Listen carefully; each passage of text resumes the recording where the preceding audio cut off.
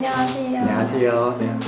일단 아이캔두님 제 구독자분이신데 언제부터 구독하셨고 간단한 소개, 본인을 나타내지 않을 만한 소개? 작년에 기업은행 인턴 지원할 때 네네. 유튜브 쳐보다가 이제 무료 참석해 주신다는 글 보고 유튜브 영상 찾아보게 됐고 그때 처음으로 단톡방 들어와서 구나미님께 참석 무료로 받았었고 그렇게 해서 저는 처음으로 알게 됐고요.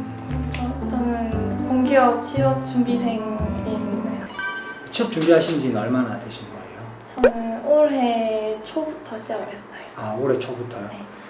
그러면 작년에 제 영상 보셨을 때는 아무것도 준비되지 않은 상황에서 네. 이제 처음으로 자소서를 쓰신 상태였던 거죠? 네, 맞아요. 제가 말씀드린 이유가 요즘에 쓴 거랑 과거에 쓴 거 비교해 보시면은 네. 맞죠? 엄청 발전하셔가지고 저는 구독자분들을 만나다라는 네. 걸로 해서 1편인데 자유롭게 말씀해 주시면 되고 제가 요청드렸던 자기소개서랑 면접에 관련된 거 앞으로의 방향성 설정 이렇게 한번 꾸려가면 좋을 것 같습니다.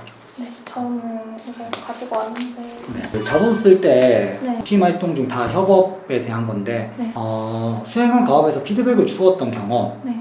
상황을 간략하게 기술하고 어떤 방법으로 피드백을 했고 가장 중요하게 생각했던 것인데 이거를 딱 봤을 때 혹시 어려웠죠? 뭐 간단한 협업 능력 이런 걸 묻는 게 아니라 어떤 방법으로 피드백을 했고 이렇게 구체적으로 적어야 되니까 그 부분이 좀 어려웠어요. 제가 건보랑 기업은행은 무조건 영상을 올려가지고 첨삭을 하는데 네.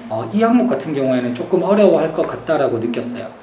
하나의 팁을 드리자면 면접도 그렇고 자소서도 그렇고 내가 쓰고 싶은 걸 쓰는 게 아니라 상대방이 듣고 싶어하는 거를 쓰면은 조금 더 좋겠죠. 근데 여기 같은 경우에는 이렇게 적은 이유가 제가 봤을 때는 크게 두 가지인 것 같아요. 첫 번째는 부풀리고 없는 소재를 쓰다 보니까 재활을 해서 진위 여부를 좀 가리려고 하는 취지가 조금은 있었던 것 같고요. 네. 두 번째는 보통은 다 갈등 상황을 내 위주로 내가 이렇게 잘해가지고 이렇게 풀었다라고 하잖아요. 네. 협업 상황도 그렇고 그러다 보니까 이 피드백에 대해서 어떤 방법으로 했는지에 대해서 가장 중요하게 생각했는지에 대해서 구체화를 해라. 그러니까 결국은 그렇게 행동했는데 그거를 왜 그렇게 행동했냐에 네. 대해서 좀 구체화를 하라고 하는 거거든요. 네. 이 두 가지를 생각하면은 어떻게 적어야 되는지 조금은 감이 나오실 것 같아요. 개인적으로는 자소서 소재 선정할 때는 내가 했었던 거를 좀 과장하면서 부풀리는 게 조금 낫지 친구나 아니면 다른 사람의 소재를 사용하는 거는 추천하지 않는다라고 말씀드리고 싶고요. 일단 해당 건 같은 경우에는 일단 두 가지식으로 되게 잘 작성이 되었어요. 네. 근데 여기에서 제가 중요하게 말씀드리는 거 네. 부딪혀. 글을 읽다 보면 면접관님마다 다르겠지만 대다수의 면접관님이 하시는 말은 자소서를 하나하나 꼼꼼하게 읽지 않는다. 전체적으로 이렇게 큰 그림을 보고 방향을 보고 네. 소재를 보지 네. 그 중간중간에 부정적인 단어가 나오거나 뭐 오탈자가 있다거나 네. 블라인드에 위배되는 내용이 있다거나 네. 그러면 그게 눈에 바로 보이더라고요. 그래서 이런 부정적인 표현들이나 그런 것들은 최대한 배제하면 좋아요. 자소서는 서류 합격에도 되게 중요한 영향을 미치지만 면접에 가서도 사용이 되는데 그 면접에서 이 자소서를 활용해서 나한테 유리하게 질문할 수 있게끔 만들어주는 게 좋거든요. 예를 들어서 해외 공사를 갔는데 장학금을 받았다. 그러면 거기에 대해서 묻고 싶거든요. 이건 뭐 몇 명한테 주는 거예요 라든지 어떻게 받았던 건지 좀 구체적으로 얘기해 줄 수 있나요? 앞으로 이제 하나의 더 임팩트를 줄 수 있는 방법이 되지 않을까 싶습니다. 제가 아이캔두님 장점 한 가지 먼저 말씀드릴게요. 사례 줄이기 되게 잘해요. 제가 그거를 정말 칭찬드리고 싶었어요. 왜냐면 영상에서 강조하는 게 요즘에 자소서 항목의 글자 수가 점점 작아지니까 그거를 줄이는 게 더 어렵거든요. 가장 중요하게 글을 줄일 수 있는 포인트 중에 하나가 내가 경험했던 사례 상황을 줄이는 거예요. 왜 그러냐면 면접에 가서 그 상황에 대해서 궁금하거나 면접관이 의심되면 질문을 할 건데 그 질문 자체가 내가 이 상황을 과장하지 않고 겪은 거고 이거에 대해서 내가 구체적으로 얘기할 수 있다면 그거는 자소서에 담는 것보다는 그런 나를 어필하기 위한 그 꼬리질문 유도로 쓰는 게 더 좋을 것 같거든요. 그리고 실제로 제가 건보를 되게 좋아하는 이유가 너무 친절해요. 상황은 간략하게 기술하고 문제가 발생한 원인을 작성하고 제시한 해결 방법에 대해서 구체적으로 서술하시오 라는 거기 때문에 여기에서 얘기한 대로 그대로 가면 되는데요.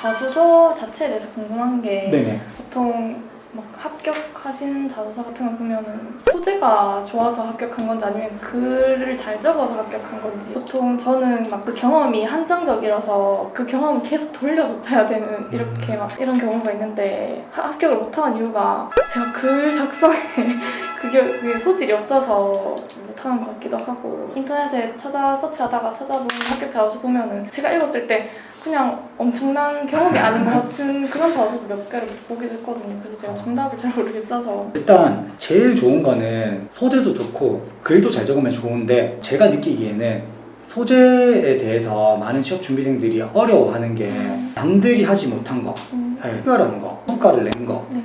약간 그렇게 생각하는데 그게 아니거든요. 말씀드리고 싶은 건 글을 잘 적을 필요는 없는데 가독성을 높일 필요는 있어요.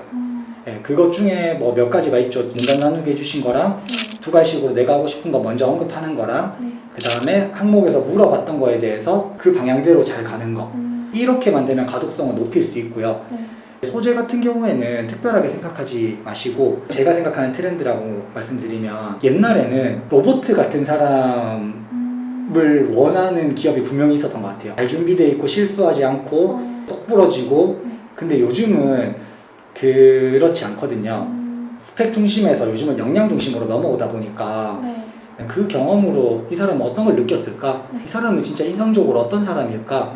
사실 그게 보여지는 게 더 중요하기 때문에 저는 만약에 소재랑 글을 잘 쓰는 것 중에 얘기를 한다면 저는 글을 가독성 있게 쓰는 쪽에 한 표를 두고 싶고요.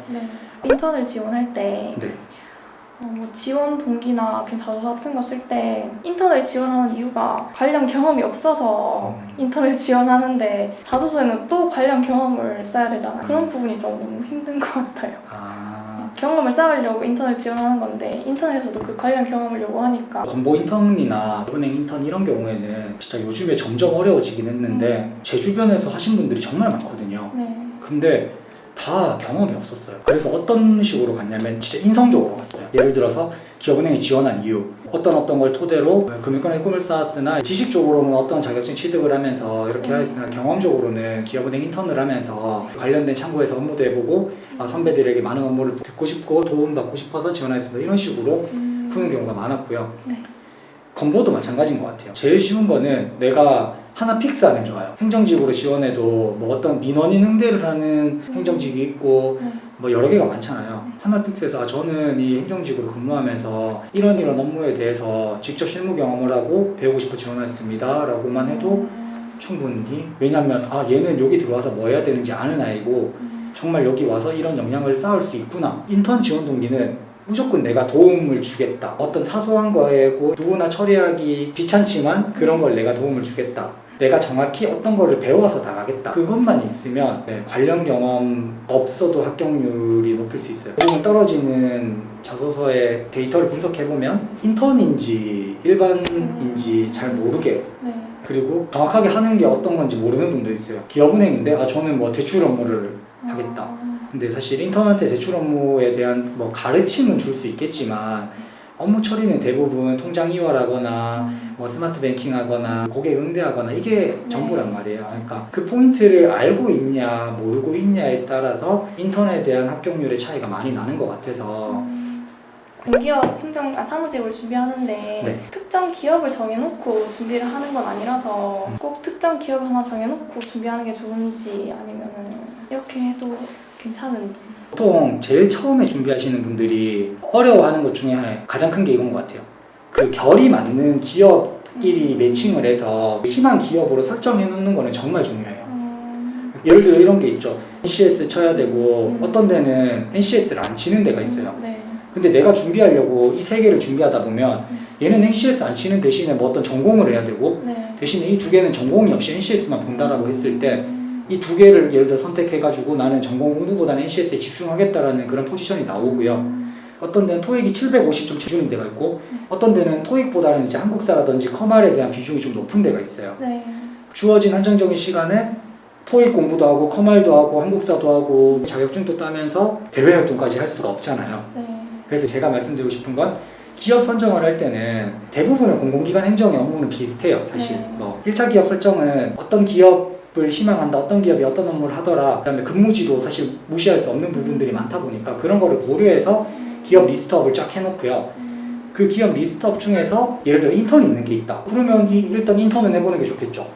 그래 인턴 지원했던 거에 대한 기업으로 가면 뭐 가점도 있을 테고 네. 예를 들어 건보 같은 경우에는 원래 영어 점수가 필요한데 인턴 하시는 분들은 영어 점수 없이 인턴 전용으로 쓸 수 있으니까 필기가 정말 어떤지 몰라서 경험해보고 싶다 하시는 분들은 적부인 공공기관에 서류 넣어가지고 필기 이렇게 경험해보시고 하는 건 좋지만 앞으로 장기적으로 방향성에 대해서 빌드업을 해나가실 때는 제가 말씀드린 것처럼 이렇게 좀 설정하시면 네, 분명히 도움이 되실 겁니다. 네. 이제 점점 그 공기업에서도 서류에 배수가 생기면서 적부가 많이 없어지고 있더라고요. 요즘 이렇게 예전에 뭐 작년에 적부였던 기업은 올해 적부 아니고 몇 배수 들고 해가지고 서탈이 잦아지고 있는데 그래서 필기 공부보다 스펙 쌓는 게 우선이 되어야 하는지 필기 공부는 좀 몇 번 해서 되는 게 아니라 좀 오래 잡고 있어야 되잖아요. 하루에 시간이 있다면 네. 하루 시간에서 투자하는 비율 자체는 필기가 제일 높아야 할 것 같아요. 요즘에요. 최근에 들어서 말씀 주신 것처럼 적부인데 자소서를 아무리 잘 써도 커트라인이라든지 필수 자격증이라든지 관련된 뭐 교육 이수 이런 거에 대해서 많이 갈리는 경우가 많잖아요. 상반기 다 면접으로 넘어가서 서류는 거의 끝나는 시즌. 이 시즌에 필수 교육사항이나 학교 교육사항들 정리를 해놓는 시간을 좀 가지고요. 저는 취업은 멀리 보고 장기적으로 보고 버티는 분들이 무조건 승리한다고 생각하거든요. 그러니까 2021년 상반기에는 내가 자격증이 하나도 없었는데 네. 하반기에 5개가 있는 사람으로 성장해가지고 서류 합격을 하려고 하다 보면 네. 말씀 주신 것처럼 그럼 필기 공부를 못하는 거죠. 네. 그 서류는 뚫어도 필기를 또 못하고 영어 점수는 2년에 또 만기가 있죠. 그렇게 되니까 다시 또 불안해지고 네. 그래서 스펙업을 할 때는 하나씩 해라. 그게 내가 떨어진 이유를 찾는 데도 훨씬 더 도움이 돼요. 이건 아까 했던 거랑 좀 겹칠 수도 있는데 인턴이 꼭 필수인지 그것도 좀 궁금해요. 우선 말씀드리자면 인턴이 필수는 아니에요. 네. 한 분 한 분마다 상황이 달라서 필수라고 말하면 틀리는 경우가 더 많아요. 다만 인턴이 필수이신 분들이 있긴 해요. 가령 나이가 정말 어리시고 취업 시장을 좀 빨리 들어오셔가지고 대학교 4학년 때부터 막 취업 스터디도 하고 이러시는 분들이 있어요. 그때부터 해서 계약직도 하고 대외활동도 하면 좋겠지만 현실적으로 어려움이 있거든요. 근데 그런 분들은 생각보다 저는 어떻게 설명할 수는 없지만 약간 잘 되더라고요. 인턴이. 뭔가 그런 분들한테는 막 아르바이트하고 막 관련 경험 쌓고 하시는 것보다는 인턴으로 좀 지원하셔가지고 충분히 네, 지원할 수 있거든요. 근데 취업 준비 기간이 막 2년, 3년 길어지는데 네. 하다 보니까 이제 인턴 해야겠다. 이거는 아닌 것 같아요. 공백기를 채우려고 나 스스로 너무 막 불안하니까 네. 이 시간에 뭐라도 해야겠다라는 생각에 막 인턴을 해야 되나 이런 생각을 했었거든요. 요즘에 보면 디지털 일자리도 있고 취업 준비생들한테 할 수 있는 프로그램들이 많잖아요. 네. 인턴에서 마이너스냐? 그거는 아닌 것 같아요. 본인의 상황에서 인턴이 100 플러스가 아닐 수 있다. 네. 근데 제가 아이캔두님을 오늘 얘기 나눴을 때는 네. 나이도 어리시고 건보가 어쨌든 목표 기업 중에 하나이시기 때문에 네. 건보 인턴은 꾸준히 도전하시면 좋을 것 같아요. 네, 추천드립니다. 알겠습니다.